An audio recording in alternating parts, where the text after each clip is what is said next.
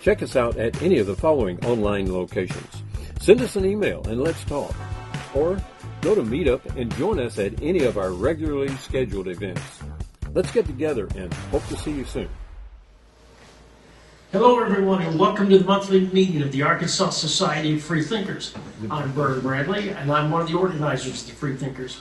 We are a nonprofit organization devoted to maintaining the separation between religion and government, advocating a scientific and humanistic viewpoint and improving human society.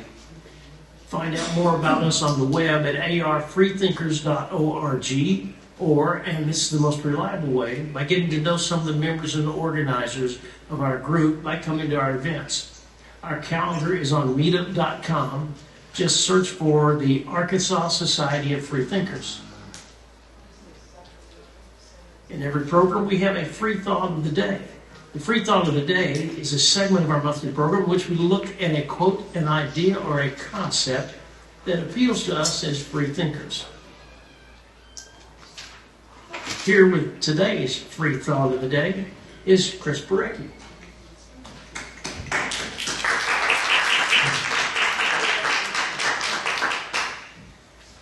Thanks, Byron. Today's free thought of the day comes from an author you may have heard of, Robert Purcell, who wrote Zen and the Art of Motorcycle Maintenance. And maybe I'll go ahead and do two. The first one is that we're in such a hurry most of the time, we never get a chance to talk. The result is a kind of endless day-to-day shallowness, a monotony that leaves a person wondering years later where all the time went, and sorry that it's all gone. So don't just take off without talking to somebody, linger around a little bit. There might even be some leftovers next door. The other quote I thought I would tell you from the same book. The truth knocks on the door, and you say, "Go away, I'm looking for the truth." And so it goes away. Puzzling. Thanks, y'all.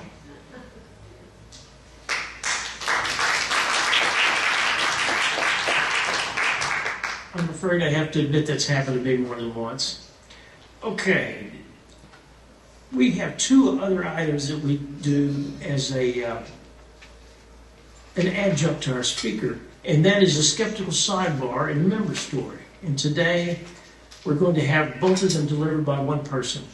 Skeptical sidebar is a portion of our meeting that addresses pseudoscience, alternative facts, fake news, conspiracy theories, misinformation, and or challenges to conventional wisdom. And here to deliver the skeptical sidebar and our member story for today is Jerry Schultze.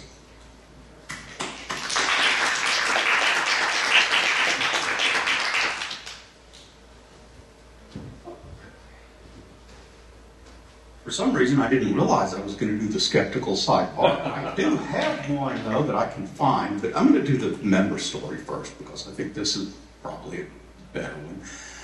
My member story today is about my friend R. David Lewis. R. David died on August 31st, but his obituary was in the newspaper this week.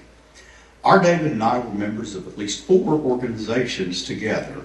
The Arkansas Bar Association, Mensa, a group called Advanced Sheets, and of course this organization, the Arkansas Society of Freethinkers. Now, in all of those organizations, there was already somebody called David, so we tended to call him R. David, and so that was at least the way I addressed him the whole time. In the early 1990s, best I can reconstruct when this happened, Arkansas Mensa used to have a monthly meeting in a bar. And these were a great place to have interesting conversations and not have to know about that bad call on third down in the fourth quarter in the last Hogs game. R. David was a member, I was a member. There was a minister whose name I actually don't remember, a preacher minister who was a member. One day, R. David and the minister got in a discussion about whether there was a God. And it all ended up with a proposal that at the next meeting, R. David and this preacher would debate the God question. Now, a few days later, I ran into R. David at the library, and he said, "Did I get a little drunk at the Mensa meeting?" And I said, "Oh, no. No, you didn't get a little drunk." And I said, "Well, so are you preparing for this debate?" And he said, "What debate?" And I said, "You agreed to debate," and I knew the preacher's name, then I don't know. Someone said, "The preacher on the existence of God." And I don't remember exactly which profanity our David uttered, but it was one.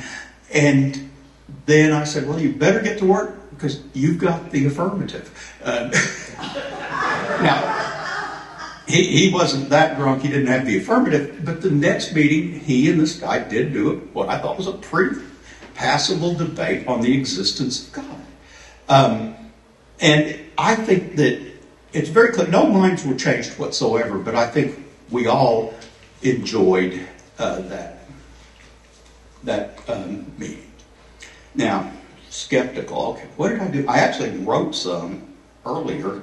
I thought I was not going to do it. I didn't realize I was going to do it today, but let me look, because there's going to be some that I can take. I did the Dionysian's.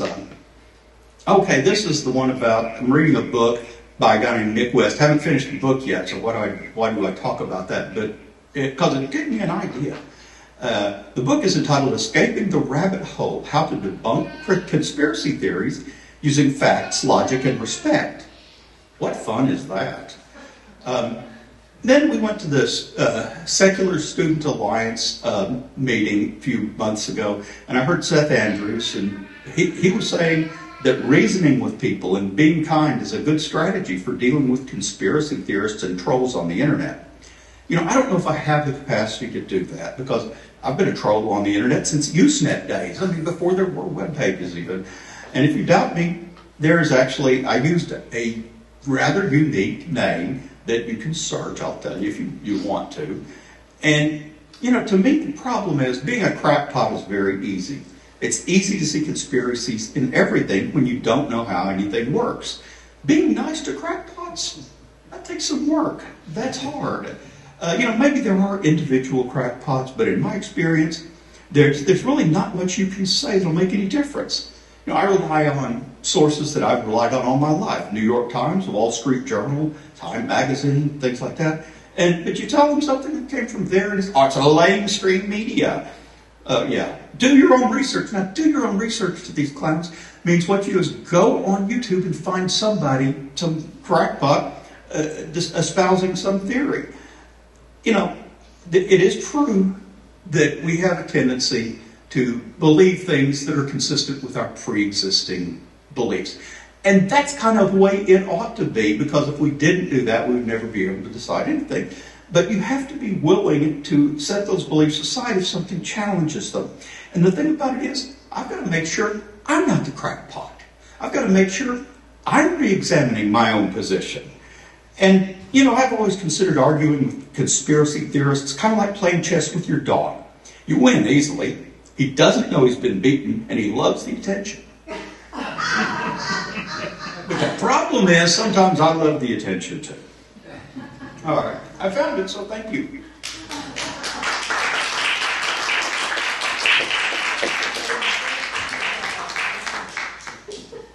Well, Jerry has forgotten. Sometimes we promise things in board meetings we forget. But I didn't realize he didn't know that.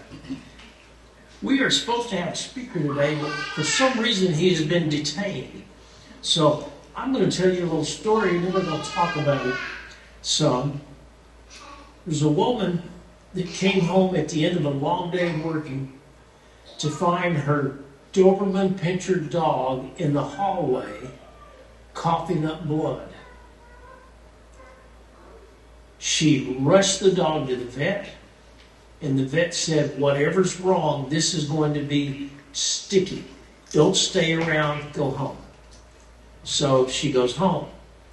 When she gets home, the phone's ringing off the wall. She picks it up, and it's the vet saying, oh my God, don't stay in the house, get to a neighbor and call me back.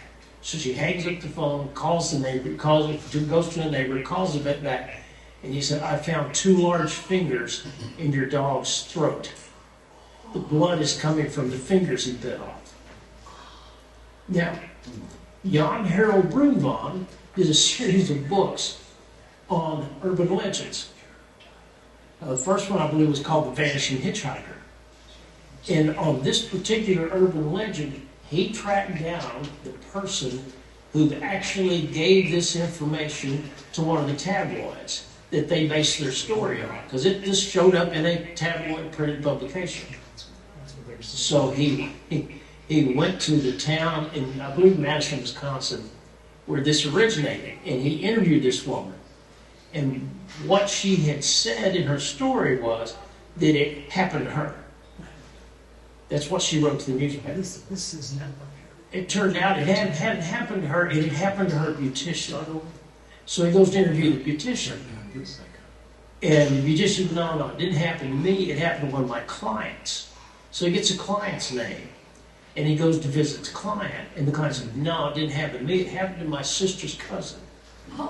And on and on and on, and they never found a real origin for this.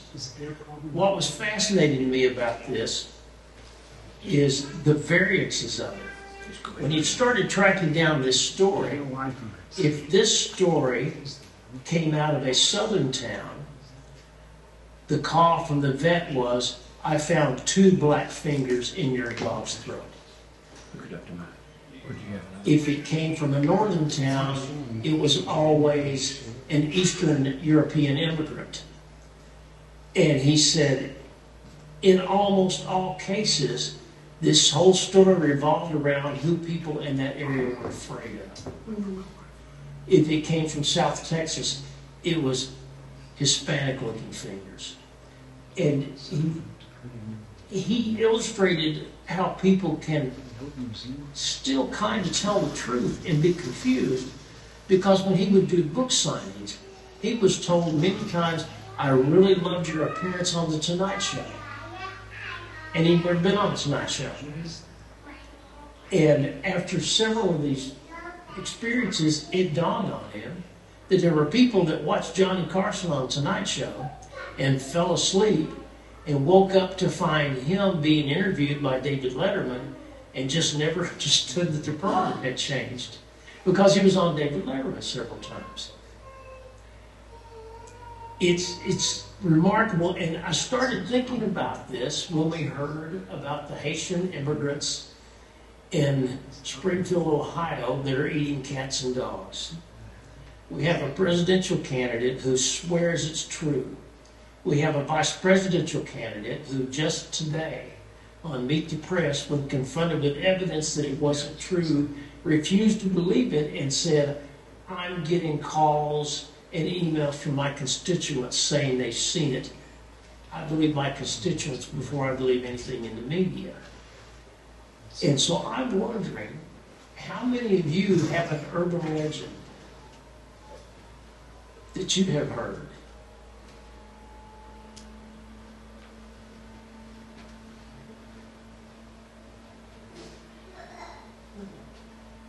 I think the rest was stepping up to tell his story. When you mentioned the vanishing hitchhiker, I thought of the hitchhiker in the back of the car that was trying to warn the driver. What was the time it's a woman driver? Well, the vanishing hitchhiker generally is a couple out on a date, and they stop and pick up a girl who's walking down the road. She's obviously come from some theme party because she's wearing 50s stock clothes. And they take her, she gives the address, and they take her to the address, and when they turn around to find her, she's vanished. The sweater she was wearing has vanished. The clothing, the shoes, everything has vanished. And they go and knock on the door and say, we picked up this girl. She must have jumped out of the car or something. And they say, was her name Peggy Sue? Yes. She lived here in the 50s, and she committed suicide. Or she lived here in the 50s and went out on a date and her boyfriend murdered her. There's always some kind of an odd death with it. And that was the genesis of the entire book by Brunvand. Yeah, I've heard that too. She's from her prom, and they pick her up, and it's just what he said.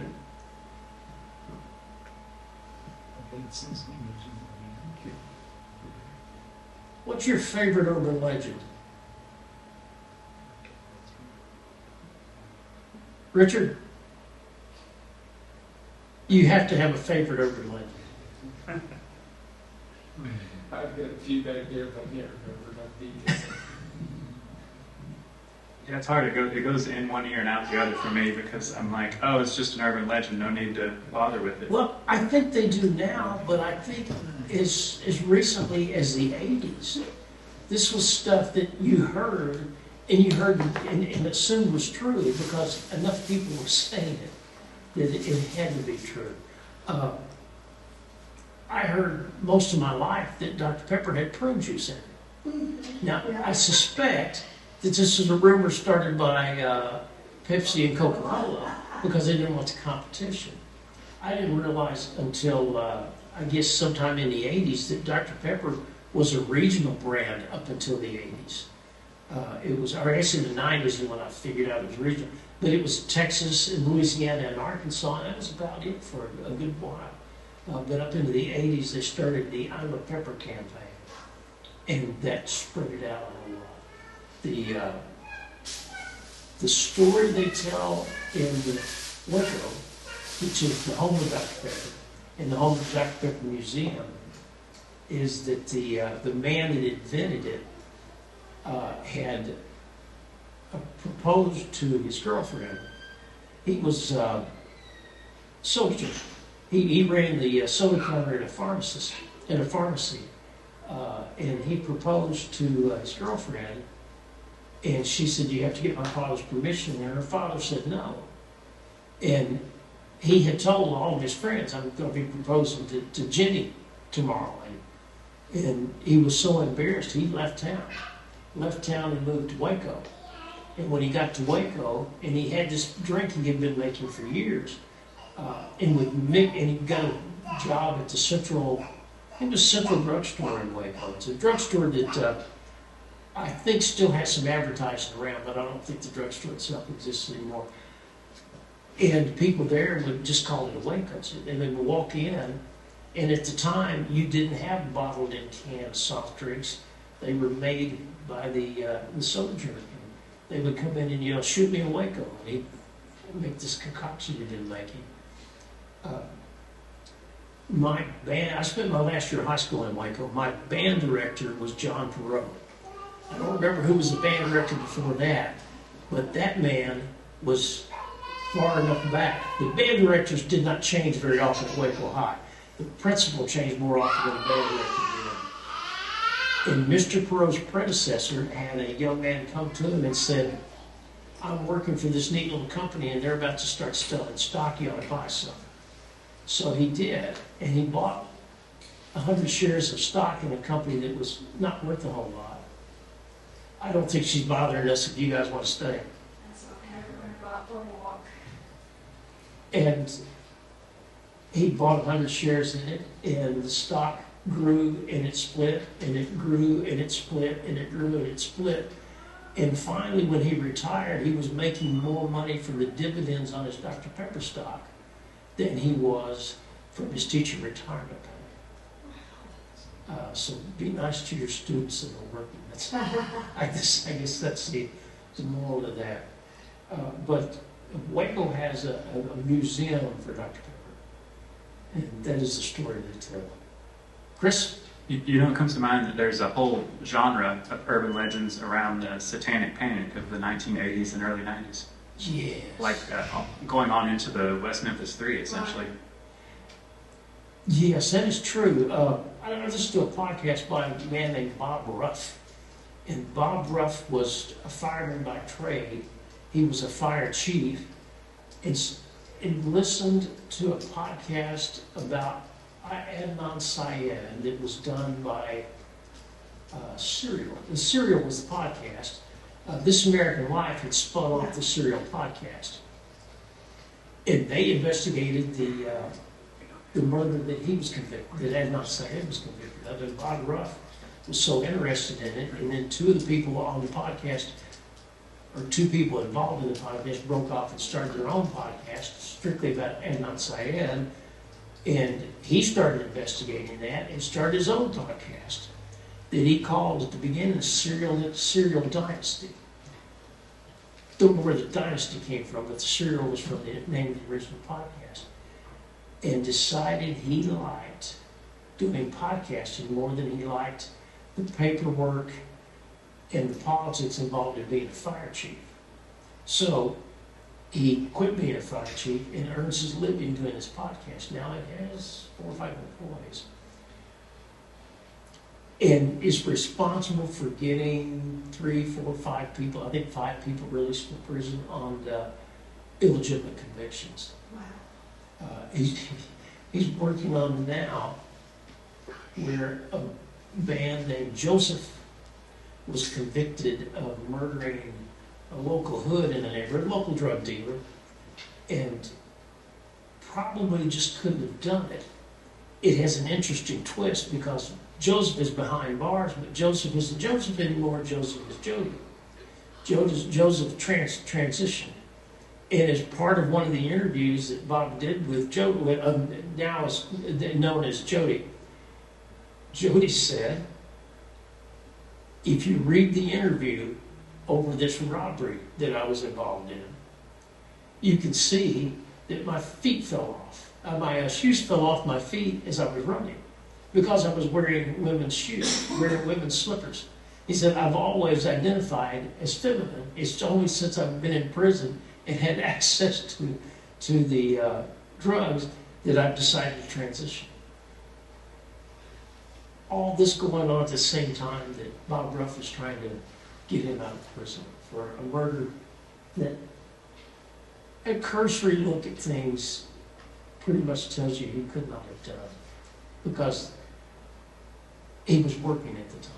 And 3 different people were willing to testify to that, and they never got called into court because the lawyer was not doing their job correctly.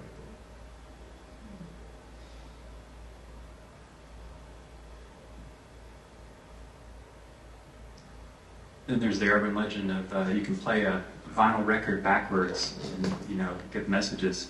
I recently bought actually came up with a record player and got a little record collection together. And I can't for the life of me engineer how you would make it play backwards because the arm would have to be broken and placed bent around. And you'd have to flip the belt over. You started at the end of the record. I did. And spin it backwards with your finger. But you got to get to the right speed to hear the messages. The Electric Light Orchestra, ELO, came out with an album called Secret Messages because they had been accused, their spaceship that was on one of their albums looked like it had ram's horns on it. So one of the Baptist preachers was very vocal about this is involving Satan because they've got ram's horns on it. They got accused of all kinds of messages in their music. So they put out an album that actually had messages on the music. And if you put it on side 2 at the very end and spun it backwards, you could hear them say, "Welcome to the show. Welcome to the show." And at the beginning of side 2, which would have been the end of what you're listening to, you could hear them say, "It's time to turn over the record." And if you spun it on side 1, from the end to the beginning, there were several cute little things, but at the very beginning of the first song, as you were spinning it backwards, it would say, "Thanks for listening." And I believe that it was Alice Cooper that said, if I really believed this, if I believed you could put a backwards message on a record and influence people with it, all my records would have the message, "Buy more Alice Cooper records."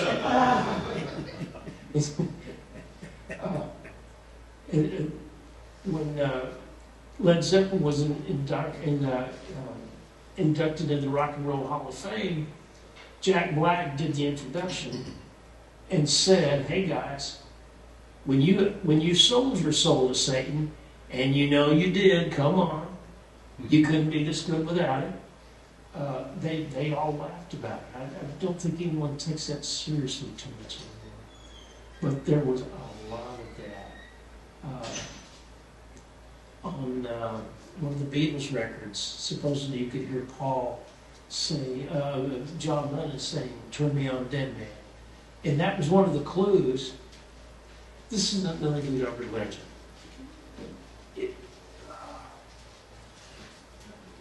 Chris, you might know this. It's a country western group for kids. With a bass player with an upright bass and a great big saguaro cactus tie. The bass player's named Too Slim. They might be giants. No, it's like country. It's country music. Stumped. Not Riders of the Purple Sage, but it's something close to that. But the bass player's name is Too Slim. Riders in the Stock, perhaps? I'm sorry? Riders in the Stock. No, might be, but they're for kids, and they were appearing on the Larry King Show. And I don't know if you know this about the Larry King Show, but when he was doing radio, the rule was if you call and the phone rings, hang on. Once you get in, you get on. Their only screening question is, where are you calling from? That was it. They didn't ask you your question, didn't ask you if you had a question for the guest. They just said, if you get in, you get on. And so they got some odd questions sometimes. Well, this group was appearing on the Larry King Show, and I called in. I had remembered part of the story, did not remember exactly who it was, but I called in and I said to Larry, I said, I believe that one of your guests is responsible for the death of Paul McCartney, who at the time was, and today is very much alive. And Larry said, well, what does that mean? What does it mean? And Too Slim says, I have been found out. And Too Slim was the writer of a student newspaper in Detroit. I believe at the University of Michigan, and had written a story in the student newspaper with this whole conspiracy about the Abbey Road album, trying to break it to the fans slowly that Paul McCartney had died. A DJ in Detroit picked up that story and ran with it. And that's how that whole story came, was from the bass player. Riders of the Purple Sage. No, I'll remember eventually. But the whole thing had started because a guy had written what he thought was a satirical column in a college newspaper about something that nobody would ever believe. And this DJ picked it up, and they actually traveled to England. Does anyone remember how they proved Paul McCartney was alive at the time? They did a photo spread of him in Time magazine. Or Life, I believe Life magazine. And everyone in the whole world understood that these publications would not put something there that was a lie. And so they had this nice photo spread of he and his wife and kids, and they're at their farm in England, and they talked about, on this date we interviewed him. And it pretty much quelled that, except among some odd conspiracy theorists around. Jim, what's your favorite story? Oh, gosh. You have this long to prepare.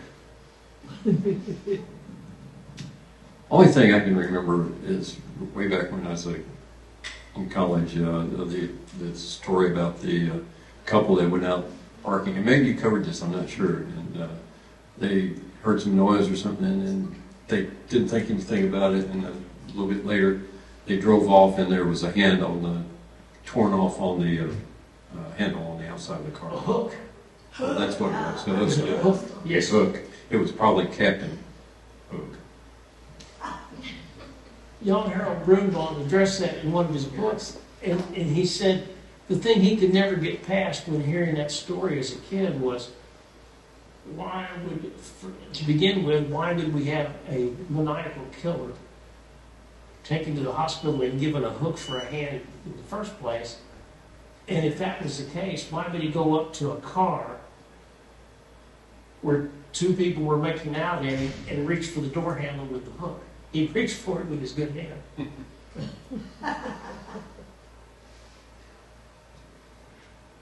And you remember that too, huh?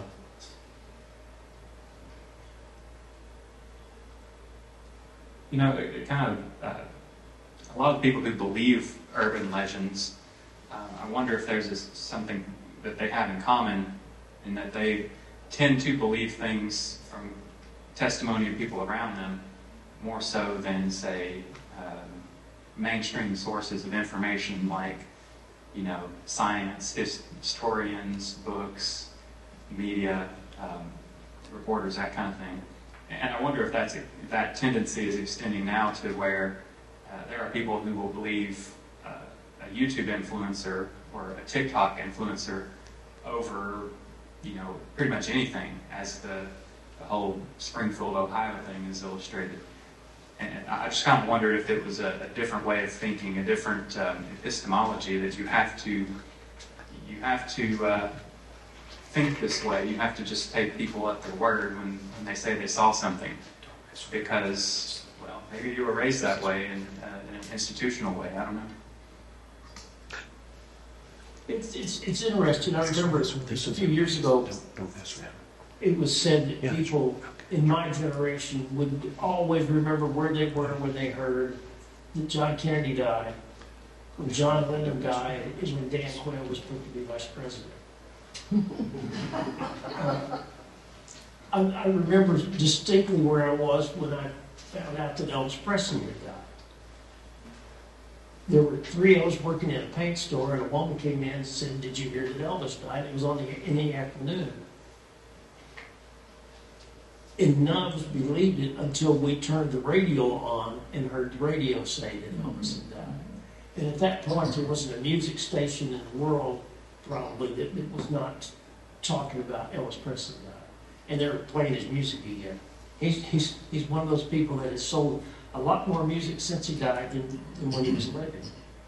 A friend of mine was at Graceland. At the time, they weren't giving tours. Elvis was still alive and was looking at everything. And they looking at the outside of the building and this and that, and did some things in Memphis, but spent 20, 30 minutes at Graceland. And traffic was going in and out of it all the time anyway, so nothing unusual happened. But they drove home, and her father was not a big radio guy and wouldn't let them listen to radio on the way home. And when they got home, it was on the news that Elvis had died, and they were probably there when they carted his body out to go to the hospital. It's unique things happen to us all the time, and we just don't always remember it, or don't always recognize that it's unique when it happens.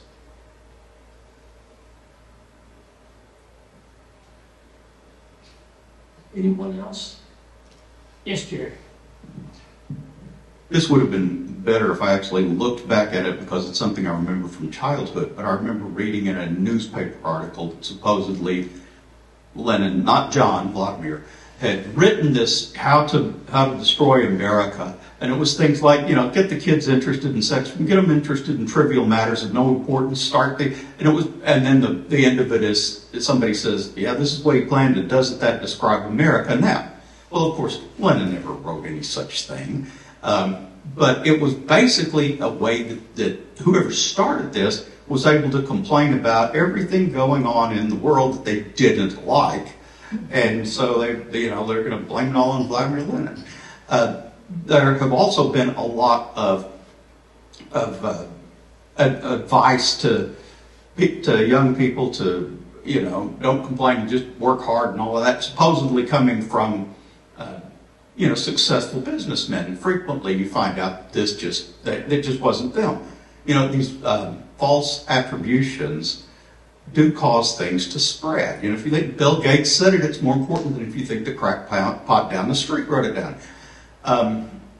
So this has been going on, but this went on, but the reason I'm talking about when I was a kid, so we're talking about way before there was ever an internet or anything like that.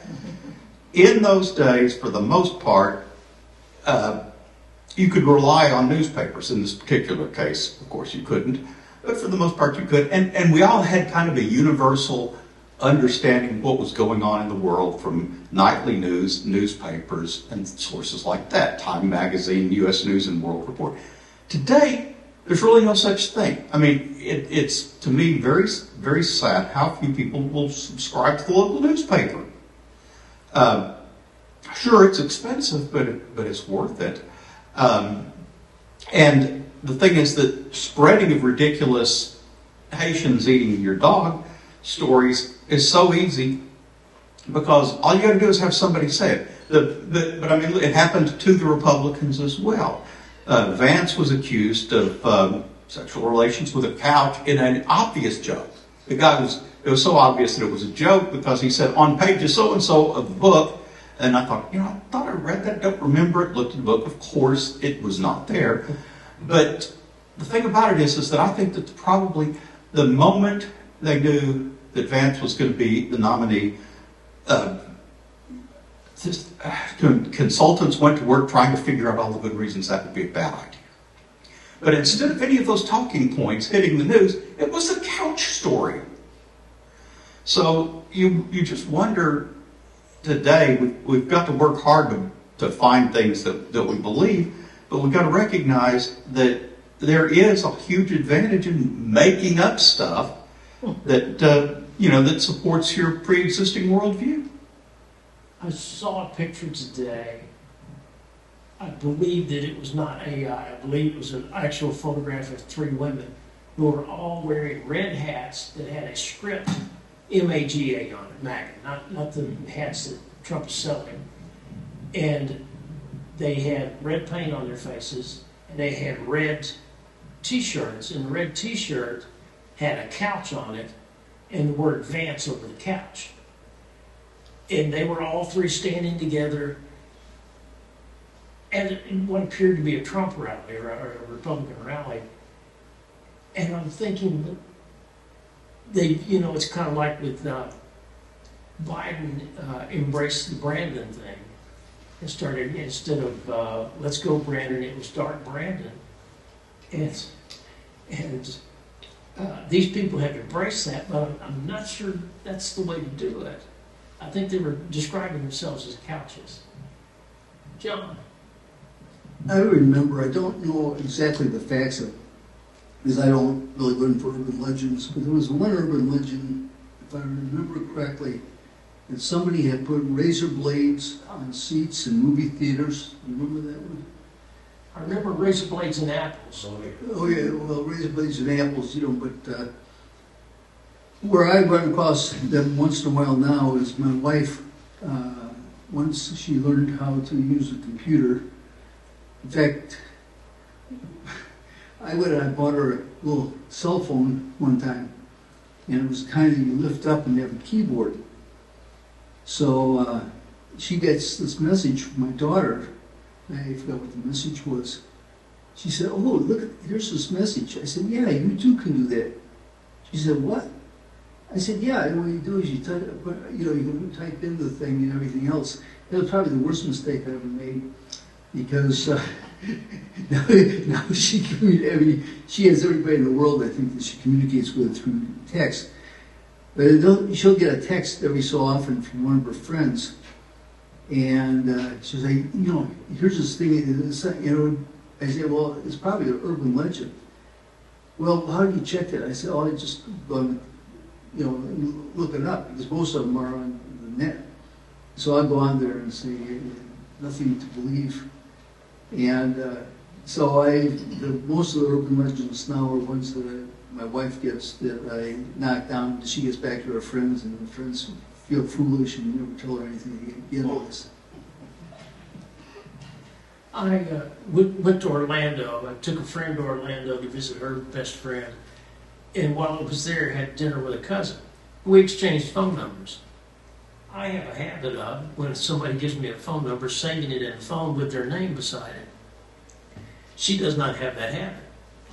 About 6-8 years later, I'm listening to MSNBC on my phone through an app called iTunes, and MSNBC had diverted all of their coverage to a tornado that was happening in Oklahoma. It came from Texas into Oklahoma, hit more Oklahoma, and because I had done work at a Petco in Oklahoma, I knew that my aunt and uncle, her parents, were right near that Petco, and I knew the streets, and that tornado was coming right toward their house. I knew they didn't have a basement. And after it had passed, and they were saying, well, we confirmed a couple of dead in Oklahoma City, I sent her a text that just said, have you heard from your parents lately?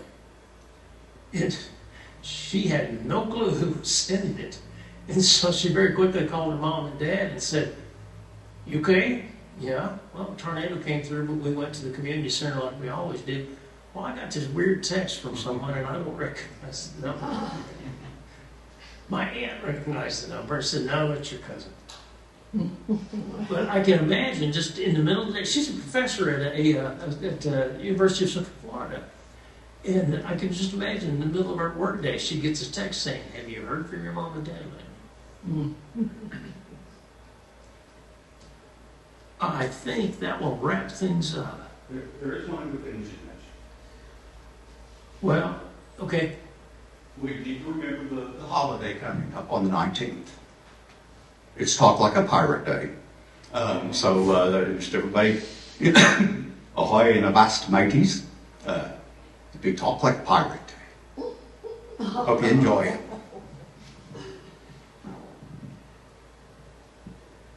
I just got breaking news. This is not a joke. Shots were fired near where Trump is, and his campaign says he's safe. And that's all I got on that. All right. We hope you've enjoyed today's meeting. We're not sure who the next speaker next month is going to be, but we are going to invite both candidates for the 2nd Correctional District office and see if either or both of them show up. The Arkansas Society of Freethinkers needs volunteers. We need people to help with graphic design and website development, to write letters to stop church-state violations, and to host events like potlucks, a book club, family and child-centered activities. If you have skills or ideas to contribute to our cause, contact us at this email address, info@arfreethinkers.org. Get involved and come to some of our events. Our calendar is on meetup.com. Just search for Arkansas Society of Freethinkers. Before you leave, introduce yourself to some new people. There's some cookies and muffins and bottles of water outside. Have a cookie, a muffin, and some bottled water. We thank you for coming and hope to see you here next month. Thank you.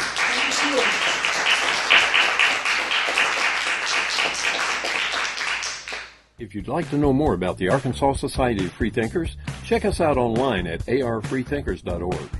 You can also find us on Meetup, Facebook, and on YouTube. At Arkansas Society of Freethinkers, people are accepted as human beings and are never threatened with eternal damnation.